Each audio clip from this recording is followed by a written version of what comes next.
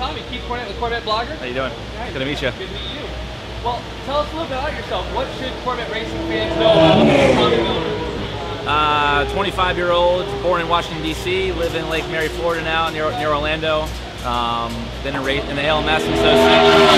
Been racing go-karts since 02, something like that. Started in cars in 04, and you know, really grew up around sports car racing. You know, that's sort of what I didn't grow up wanting to be an IndyCar driver. You know, sports cars were more my interest, so I'm having a lot of fun for sure. Well, the last 2 years you drove for the Ray Hall Letterman BMW team, yep. And that would seem to be a pretty good gig. Why the sudden interest or the interest to come to Corvette Racing? It's sort of a long story a bit, but basically I got a phone call from Doug at the end of last year and asked if I was available. And at that point, I was available, and I had been speaking to BMW a bit, but my options were open. Came down here with the team and tested, and went very well, and I felt really at home. You know, all the guys right away made me feel like I was part of the team, and they called me back, about a week later and said that that they wanted me, and that was sort of my best option for this year. And I mean, to go from that program, I mean, the only sort of step up would really be in the end, Corvette. I mean, for me especially, being an American, to drive for an American car company, for Corvette, after all the success that they've had over the years with Le Mans here at ALMS, it's just one of those things that, that opportunity that doesn't come along very often. And when I had the opportunity, I took it.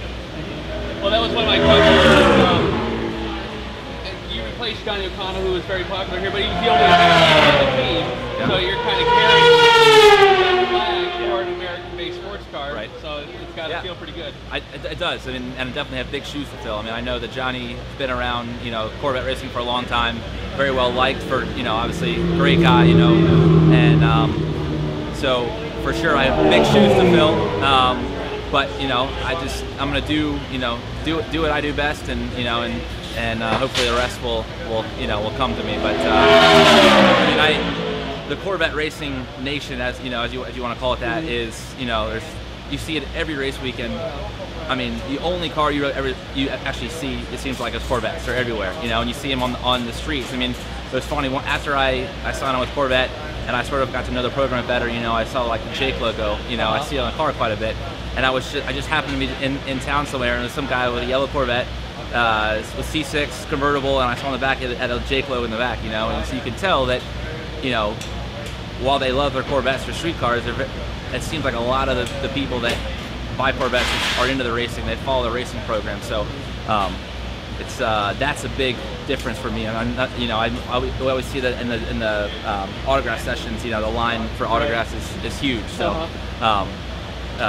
They call us the lunatic fringe for a reason. Well, that's good. I mean, the more fans, the better. I mean, what's cool for us is, I mean, we have fun in the race car. Like, it's obviously a great job. But it's more fun for us if we put on a show for somebody, and to know there's so many people, so many Corvette racing supporters that are there watching us. When we have a good race, we know that there's a lot of people that are watching and are there congratulating. We can hear them. We can see the feedback. And likewise, if you have a bad race, they're supportive. I'm sure they're disappointed in some ways, but you can tell that they are just a diehard group of people, and it's cool to sort of represent them in some way. Right. Well, now that you've really had some time in the Corvette, how does it compare to the BMW? It is. The Corvette's quite a bit different than, I've driven a Panos now, GT car, Porsche, BMW, and those three feel similar in some way, but the Corvette feels the most different of those three. But just because it's different doesn't make it worse or whatever. It is. The car brakes so well, puts power down so well, and which is surprising me. And with all the torque on our motor, I would expect the power down to be maybe a bit worse or more tricky. But the Pratt Miller guys are really, the chassis works so well. I mean, after the first 5 laps, the car, moved more, rolled around more, and I had to get used to that at first. But after 5 laps, you get, comfortable with that. You understand what the car wants, and you forget about, okay, the car moves more under braking or whatever, and you just think about going fast. So there's a bit of an adjustment, but it wasn't huge. Right. How do you like the paddle shifter system so far? Yeah, the paddle shift's awesome for sure. I mean, it's just nicer for us as drivers to keep our hands on the wheel. Now, especially, we have a lot of buttons on the wheel and knobs we can turn, so just make our life a bit easier. You know, I mean, in GT2, it's so close that, you know, little details like that, you know, keeping our hands on the wheel, just a paddle shift. I mean, it doesn't really get us any speed, any lap time, but just consistency and comfort and you know, drivability-wise, just nice to always have your hands on the wheel. Are there any races coming up on a schedule that you really look forward to? Are there any certain tracks that you really enjoy over the other? I like fast racetracks. I like Mosport, Road America. I also like tracks where I've had the most success at too. So tracks like Mid-Ohio aren't my favorite, but I mean, I know in, I guess, '09 when they first ran the GT2 car, they got their first win there. So the Corvette is strong there, so I'm looking forward to going there and turning my luck around, you know, at Mid-Ohio in the Corvette this year. Right. And now, guys like to know, you know, what do you drive at home? I've got a Toyota 4Runner, you know, SUVs I drive right now. I've had that thing for 5 years, something like that.